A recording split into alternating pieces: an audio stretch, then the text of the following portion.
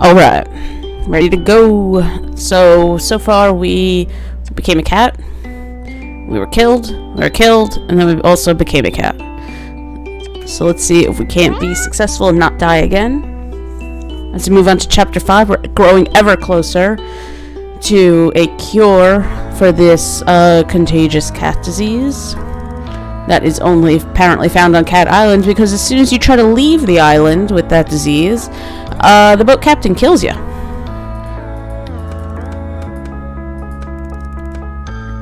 Oh, so this one we've already read the journal, front to back.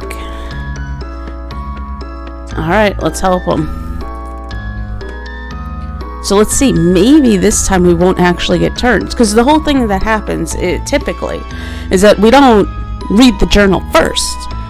We,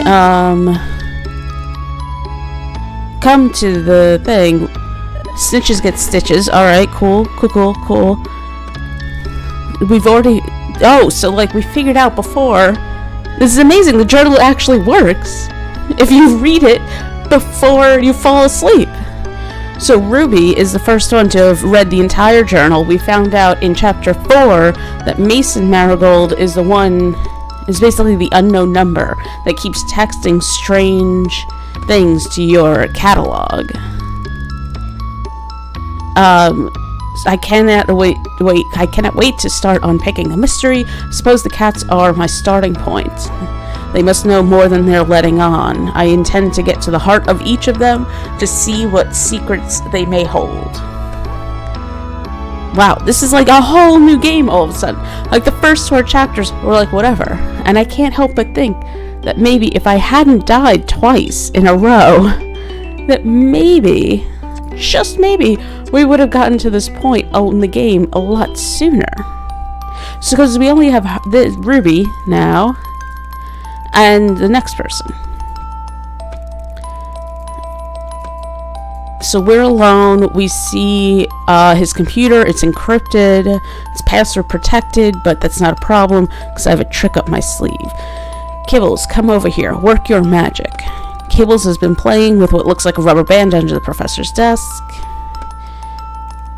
It's a Unix system. I know this. Oh, I forgot the Kibbles voice. Might as well just go deep with it, right? It's a Unix system. I know this. Okay, so you'll have to use an OS exploit and a pen drive to boot straight to desktop. Okay, slow down. I'm not good with this stuff. It's not that hard, girl. His instructions weren't even that thorough yet. So we follow his instructions, and his professor's desktop background is a picture of him surrounded by cats. It should look cute, but it looks strangely unnatural.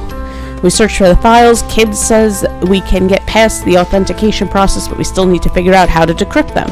He sets a process going to try to work out the encryption key. While that's working in the background, I take a look around for the rest of the computer to see what else I can find. I find a folder with pictures of all the cats in it. They look like they were taken from a distance with a powerful zoom lens. Caught me mid-sneeze. Not very professional. Why do you think he has these photos? Well, I don't think he took them. He's only interested in cats as research subjects. Really? Then how do you explain this desktop background? Dunno. The computer makes a noise. The program has finished trying to decrypt the files. Ugh, what is it? I couldn't get past the encryption. We can only get access to one file, and it's an old one. I look at what he's referring to. Oh, it's a good one. Observations on Project Felix, day 74. Subject's ears are becoming pointed. Hearing range has expanded to 60 kilohertz. Subject appears to be developing a reflective layer behind the retina. Eyesight in darkness has improved by 50% since last measured. Subject's field of view has expanded approximately 200 degrees. Body hair is becoming more dense. Longer hairs around the mouth and eyebrows have begun to grow faster and appear to carry sensory information. Attempts to reverse the changes have, so far, proved fruitless. Tomorrow we will carry out further invasive procedures. Day 75.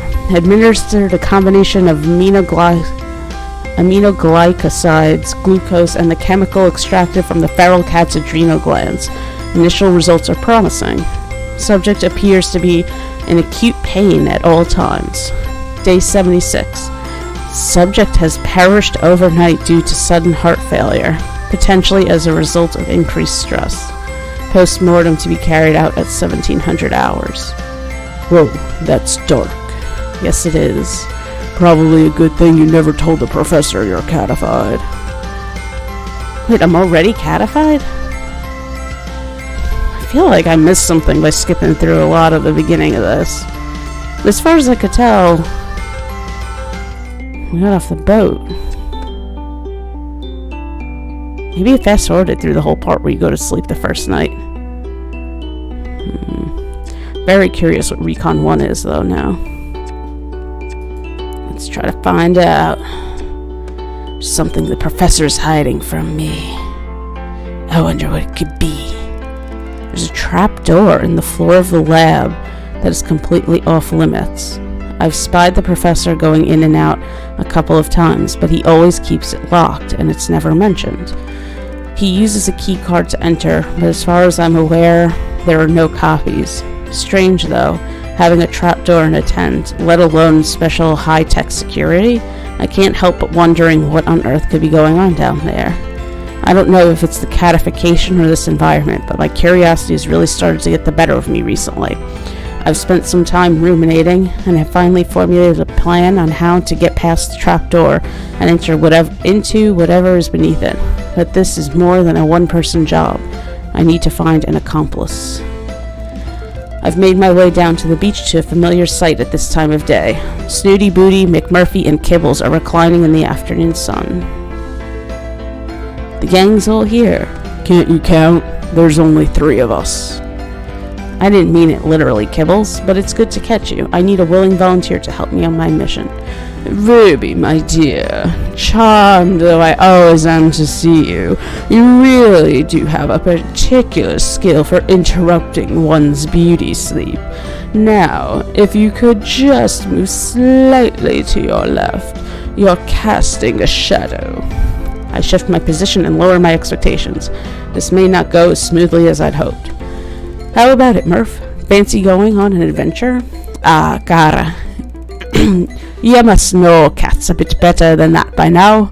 You're going to have to give us all the details before you get any of us to agree to anything. Okay, how about this for intrigue? I've discovered a trapdoor in the ground of the main lab. Yeah, what about it? Oh, you know about it already? Obviously, it's not exactly hidden. So what's down there? Dunno, don't care. Only the professor goes down there, cara. And you can't blame us for not wanting to keep him company. Not that we'd be welcome. Come on, guys, aren't any of you slightly curious? I already have